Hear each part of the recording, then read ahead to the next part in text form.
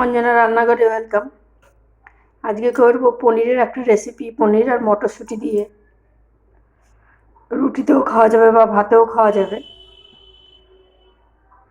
একবার ট্রাই করে দেখতে পারেন। ভালো যদি লাগে লাইক করো, সাবস্ক্রাইব করো, ফলো করো। কড়াটা আমরা বসিয়ে দিয়েছি, দিয়ে দেবো তেল। তার মধ্যে দিয়ে দেবো গোটা গরম মশলা, একটু সাদা জিরে। ওটা ভাজা হয়ে গেছে। আমি মটরশুঁটিটা সিদ্ধ করে রেখেছিলাম নুন দিয়ে, আর এখানে কটা আলু।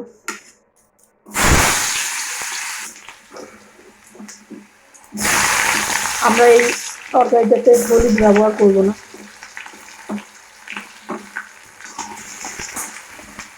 হালকা করে ভেজে নেবো এটা। এদিকে আমি পনির সিদ্ধ করে রেখেছি। এটার মধ্যে লাগবে টমেটোটা বেশি, একটা বড় সাইজের টমেটো নিয়ে নিচ্ছি। আর পনির নিয়ে নিচ্ছি, এখানে 300 মতন পনির আছে। আর দিয়ে দেবো কটা কাঁচা লঙ্কা। শুকনো লঙ্কা আমরা ব্যবহার করবো না এখানে, মিক্সিতে করে নিয়ে আসি। আমরা মশলাটা করে নিয়ে চলে এসেছি। আলুটাও ভাজা হয়ে গেছে তোরা।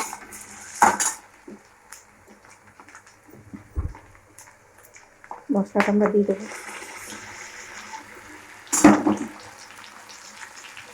আর দিয়ে দেবো 1/2 চামচের মতন জিরার গুঁড়ো, আর স্বাদ অনুসার লবণ। আমরা এখানে কিন্তু আদাও ব্যবহার করবো না।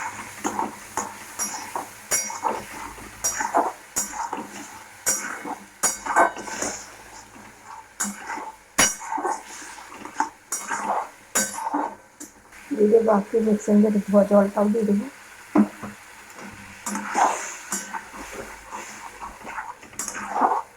মশলাটা আমরা ভালো করে কষিয়ে নেব।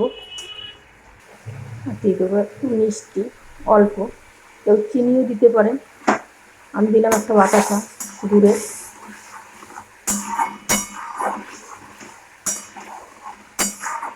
চেষ্টা করবেন এটাতে টমেটোটা বেশি দেওয়ার।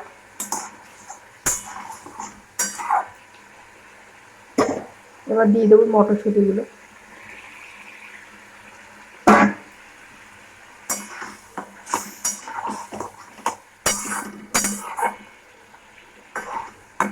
ঝাল প্রয়োজন হলে কাঁচা লঙ্কাটাই দেবেন বেশি করে, শুকনো লঙ্কা দেবেন না। মধ্যে থেকে তেল ছেড়ে গেছে।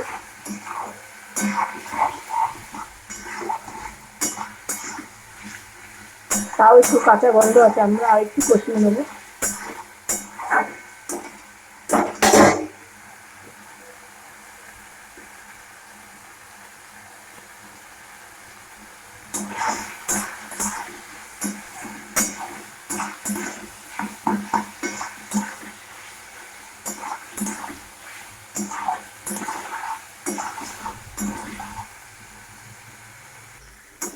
আমাদের মশলাটা কষানো হয়ে গেছে।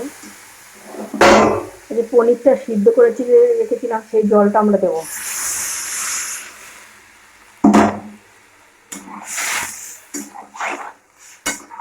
পনিরগুলো কিন্তু আমরা ভাজবো না, এমনি দেবো। একটু ঢাকা দিয়ে দিই, ঝোলটা ফুটে আসুক, তারপর পনিরটা দেবো।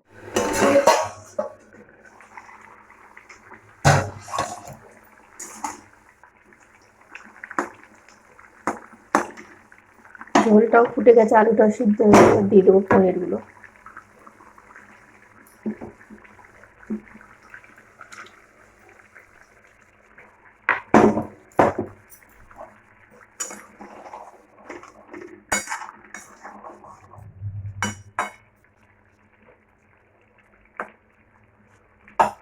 এবার গ্যাসটা লিভা আছে, আস্তে আস্তে হোক। তাহলে পনিরগুলো ঢেকে দিলে পনিরগুলো ভেঙে যাবে। ধনে পাতাটাও দিয়ে দেবো।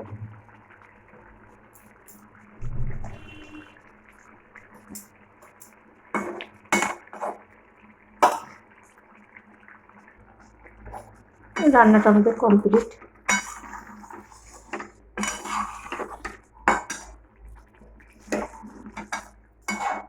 এবার নামিয়ে নেবো আমরা।